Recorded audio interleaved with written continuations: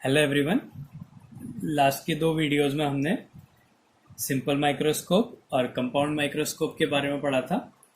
आज हमारा अगला ऑप्टिकल इंस्ट्रूमेंट है एस्ट्रोनॉमिकल टेलीस्कोप। ये रिफ्रैक्टिंग टाइप टेलीस्कोप होता है, इसमें रिफ्रैक्शन होता है। इसके बाद एक रिफ्लेक्टिंग टाइप टेलीस्कोप के बारे में भी पढ़ेंगे। तो पहला हमारा ये टॉपिक है एस्ट्रोनॉमिकल टेलीस्कोप रिफ्रैक्टिंग टाइप है। इसमें दो केस होते हैं, एक ये रिलैक्स्ड आई के लिए है, इसमें जो इमेज है वो इन्फिनिटी में बनेगी। ऐसे ही एक least distance of distant vision के लिए बनेगा, जिसमें इमेज हमें least distance of distant vision पे मिलेगी। तो पहले हम इसके रिलैक्स्ड आई के लिए देखते हैं। इसमें क्या होता है, कंपाउंड माइक्रोस्कोप का उल्टा होता है। ये पहला जो है ऑब्जेक्टिव लेंस बड़ा लेंस होता है और आई लेंस छोटा लेंस होता है। ऑब्जेक्टिव लेंस को बड़ा इसलिए लिया जाता है क्योंकि हम एस्ट्रोनॉमिकल टेलीस्कोप पढ़ रहे हैं।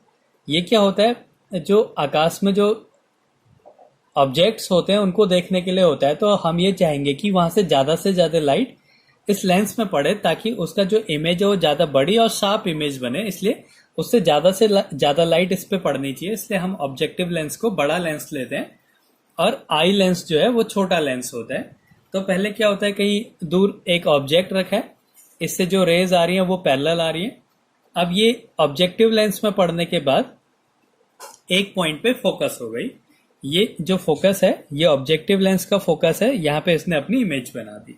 और ये जो ऑब्जेक्ट जो एंगल बना रहा है वो अल्फा है। अगर ये अल्फा है तो ये भी अल्फा होगा, वर्टिकली अपोजिट एंगल है।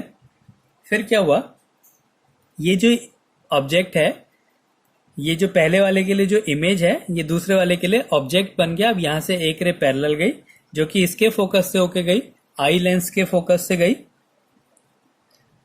और एक को ऑप्टिकल सेंटर से भेजा तो वो सीधी चली गई। हमने ये कंसीडर किया है कि जो ऑब्जेक्टिव लेंस का फोकस और आई लेंस का फोकस एक ही पॉइंट पे है। तो यहां पे क्या होगा,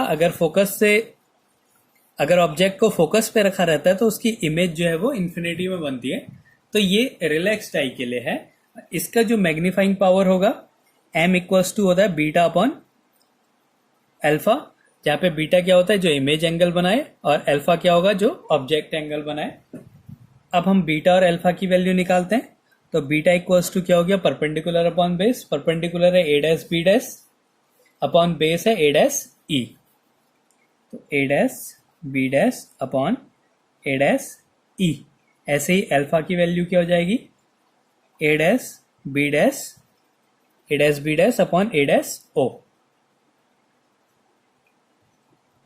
ये अल्फा हो गया। तो मैग्नीफाइंग पावर क्या हो जाएगा, a dash b dash upon a dash e upon a dash b dash upon a dash o। ये कैंसिल हो जाएगा, ये उल्टा हो जाएगा। a dash o upon a dash e आ गया। इनकी वैल्यूज पुट कर देते हैं। a डैश o क्या है, o a डैश ये FO है। ये इसकी डायरेक्शन में हम डिस्टेंस ले रहे हैं, फोकल लेंथ नहीं ले रहे हैं। तो ये हो गया FO। और जो ऑब्जेक्टिव लेंस, ये जो आई लेंस है, इसके लिए ये डिस्टेंस अपोजिट डायरेक्शन में इंसिडेंट रह के, तो ये हो गया माइनस का FE। तो ये इसकी मैग्नीफाइंग पावर आया FO अपॉन FE। तो ये तो था रिलैक्स्ड आई के लिए। अब हमारा दूसरा केस है least distance of distant vision में। इसमें क्या होगा, जो दोनों के फोकस हैं वो एक पॉइंट पे ना होके थोड़ा सा शिफ्ट हो जाएंगे, तो हमें एक इमेज दिखाई देगी।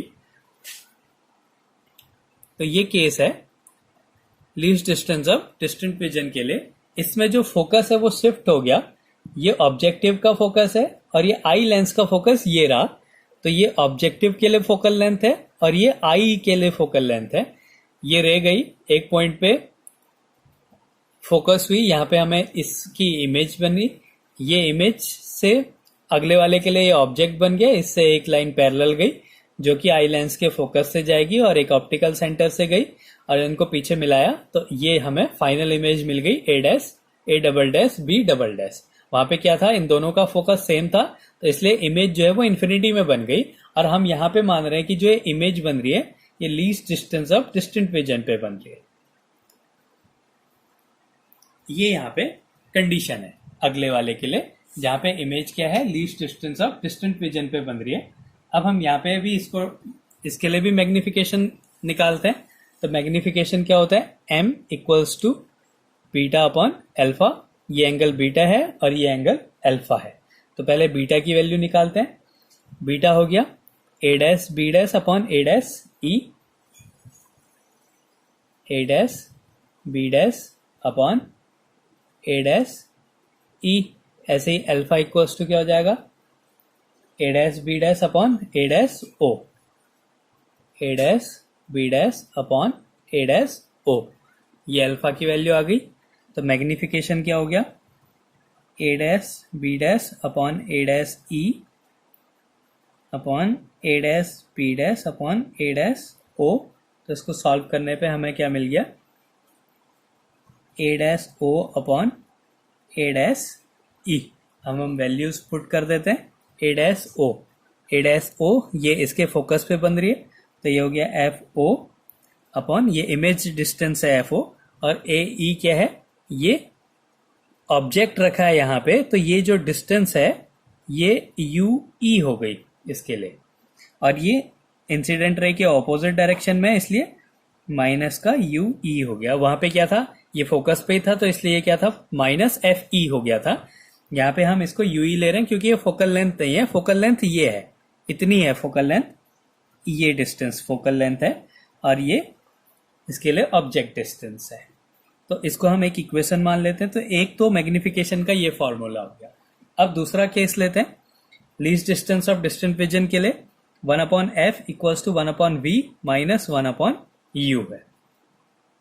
अब इसमें जो फोकल लेंथ है वो एफ ई है, आई लेंस के लिए ले रहे हैं हम, आई लेंस की फोकल लेंथ एफ ई हो गया, और जो इमेज बन रहा है वो least distance of distant vision पे बन रहा है, और वो भी इंसिडेंट रे के ऑपोजिट डायरेक्शन में है, तो इसलिए माइनस लिया, और ऑब्जेक्ट की जो डिस्टेंस है वो भी नेगेटिव है। तो इसको यहाँ पे पुट कर देते हैं, 1 upon F E equals to minus 1 upon D minus 1 upon U E. ये सॉल्व कर दिया, ये प्लस हो जाएगा। अब क्या करा, इसको एफ ओ से मल्टीप्लाई कर दिया, इसमें F O upon F E equals to minus F O upon D plus F O upon U E. हमें F O upon U E की वैल्यू चाहिए, तो इसको यहीं रहने देते हैं, इसको यहाँ पहुँचा देते हैं। तो F O upon U E की वैल्यू क्या जाएगी, F O upon F E, और ये इधर चला जाएगा, plus F O upon D. तो यहाँ से अगर हम F O upon F E को कॉमन ले लें, F O upon F E को अगर हम कॉमन ले लेते हैं, तो यहाँ पे बचेगा 1 प्लस ये एफ ओ तो है, एफ ई नहीं है, तो वो ऊपर आ जाएगा। कॉमन लेने के बाद एफ ई अपॉन डी हो जाएगा। ये अगर इसकी मल्टीप्लाई करोगे इन दोनों में तो दोबारा से यही आ जाएगा। तो ये हो गया F O upon F E 1 plus F E upon D. तो इसको हम इक्वेशन फर्स्ट में पुट कर देते हैं। इक्वेशन फर्स्ट से हमें क्या मिल जाएगा, जो मैग्निफिकेशन है वो है minus F O upon U E, और F O upon U E की वैल्यू हमने निकाली है F O upon F E 1 plus F E upon D.